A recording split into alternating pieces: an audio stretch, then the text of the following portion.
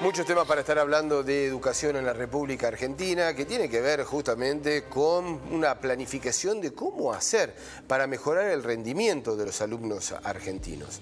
Ya se vienen las vacaciones de invierno, posterior se implementará, no se implementará, de qué modo alcanzará, será una solución esta hora extra que ya ha manifestado el Ministerio de Salud. Hay que entender el clima escolar. ¿Y qué significa el clima escolar? Bueno, lo vamos a estar hablando con Alejandro Castro Santander, un especialista en educación, que tenemos el placer de saludarlo. ¿Cómo te va, Alejandro? Muy, pero muy buenos días. Hola, Mariano, ¿cómo te va? Muy bien, muy bien. Bueno, preocupados, ¿no? No es de la pandemia, siempre lo decimos, la pandemia trajo a visibilizar, tal vez a profundizar algunas circunstancias que tienen que ver con la educación argentina. Sí, así es. Como hemos hablado ya en otras oportunidades, el tema de la pandemia sabemos perfectamente que afectó.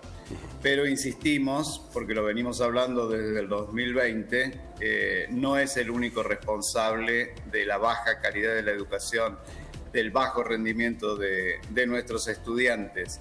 Nosotros hacíamos un análisis pre-pandemia y sabíamos por todos los indicadores que nos llegaban, las cifras que nos llegaban, los resultados que nos llegaban de las pruebas anteriores, no tanto las pruebas PISA en el 2018, que ahora tenemos la nueva versión, las pruebas Aprender, que estuvimos haciendo y tuvimos post-pandemia y pre-pandemia, la última en el 2021. Y luego las pruebas CERCE, que son las pruebas regionales de UNESCO, y en todas hemos tenido malos resultados, ¿no? En algunos lugares muy malos resultados. Entonces, en general, cuando se hizo ahora el análisis conociendo resultados de las últimas pruebas Aprender 2021, apareció nuevamente la gran justificación de la pandemia. Insistimos que sabemos que todo lo que estaba flojo, no solamente lo educativo, no todo lo que estaba flojo en Argentina terminó de caerse, y en este caso lo educativo. Ahí hay un tema que es el que más hizo ruido, que tiene que ver con el área de la lengua, sobre todo la comprensión lectora, en donde prácticamente se duplicó la baja, ¿no?, en el rendimiento de los estudiantes. Y a mí me llama mucho la atención que no se profundizó sobre el porqué, porque estamos hablando del doble, de un 44% de estudiantes que estaban mal en esa área, ¿no?, que no comprendían lo que leían, cuando habíamos estado antes prácticamente en un 20, creo que era un 24%, no recuerdo ahora la cifra. Sí, o sea, habíamos duplicado la caída. ¿Cuánto era, Mariano? Que no, que se duplicó, digo, no tengo la precisión exacta, pero fue un número muy grande, digamos, cómo se acrecentó. Andábamos por ahí, ¿no es cierto? El doble era.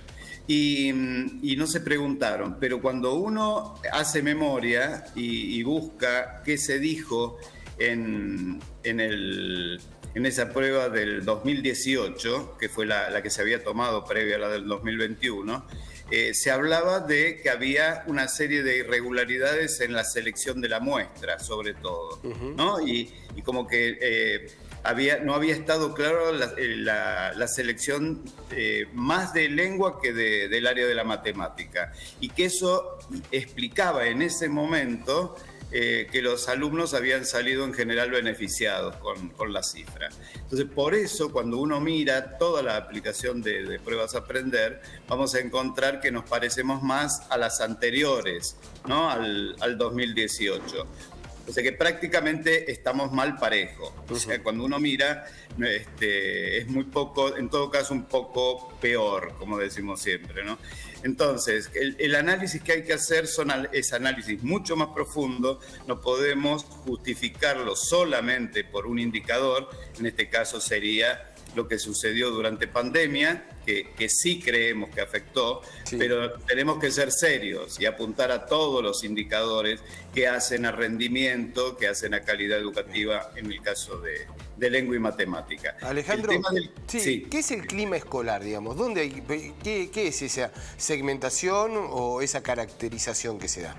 Bien, el clima escolar, el término clima escolar es un constructo que ya se viene haciendo hace mínimo 2 décadas, ¿no? Un poco más tal vez desde la investigación, pero entrando ya en sistemas educativos unas 2 décadas. Es una apreciación subjetiva que tiene cada uno, no solamente los estudiantes, ¿no? También los docentes y los directivos, con respecto a cómo se sienten en ese lugar, en el lugar a donde están, en este caso la escuela, ¿no? Tiene que ver sobre todo con lo vincular. Hay en realidad un aspecto más complejo. Clima escolar en realidad hace aspectos materiales también. El tema de la estructura, de la infraestructura, del hábitat educativo. Sí. De la construcción de las normas, en general cómo se vive la escuela en todos sus aspectos. Claro, y luego no tanto con la currícula, no tanto con el plan. Exacto. Y hay un aspecto en particular que es el clima social escolar o clima de convivencia, que es el que en todos los estudios internacionales, pero todos los estudios, nosotros tenemos informes de PISA, tenemos informes de UNESCO, que indican, que insisten en que en estos momentos el clima social, el clima de convivencia es el mayor condicionante de la calidad educativa, del rendimiento y de la permanencia de los estudiantes en la escuela. Entonces, la pregunta es, ¿por qué no nos ocupamos de él? Claro. ¿No? Como hacen otros países que tienen programas completos, programas nacionales o programas federales, como el caso de Chile, caso de Colombia, caso de México, programas nacionales de convivencia, en donde tiene un espacio privilegiado para trabajarlo, ¿no? Crear un buen clima para que se pueda dar el hecho educativo. Alejandro, llevando a lo que es la coyuntura, lo que se va a venir después de las vacaciones invernales, con algunas provincias más avanzadas, otras menos, pero esta hora que se agrega al dictado de clases, ¿hay alguna planificación al respecto? ¿Se agrega una hora como para tener a los chicos más horas dentro de un aula y nada más? Ahí tenés otro tema, ¿no? Lo hemos hablado también, el tema de el famoso más no es mejor, ¿no? O sea, necesitamos mejorar nuestra calidad educativa para que esa hora, o en el caso, por ejemplo, de Mendoza y alguna que otra provincia que ya tenía media hora, se va a agregar media hora, sea realmente significativo, impacte. Claro. El tema es que en el caso, por ejemplo, de Mendoza, que tiene todo un plan de fluidez lectora, que está encaminado luego a conseguir como un paso previo a la comprensión lectora, pero es todo un proceso, ¿no? que se está llevando a cabo. Esa media hora más que va a tener ahora se va a utilizar para esto, ¿no? Para seguir insistiendo en fluidez lectora.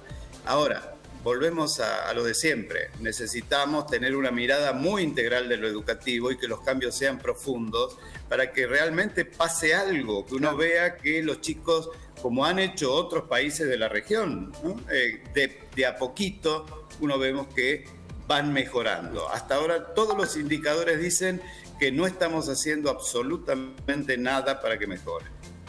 Claro, te preguntaba lo de la hora porque la respuesta de Persic, el ministro de Educación, ante los resultados de aprender fue justamente: necesitamos más horas los chicos en el aula. No solamente se necesitan más horas los chicos en el aula, sino con mejor calidad educativa, seguramente. Alejandro, como siempre, es un verdadero placer tenerte por acá. Un gusto, que te vaya muy bien, María. Hasta luego, igualmente.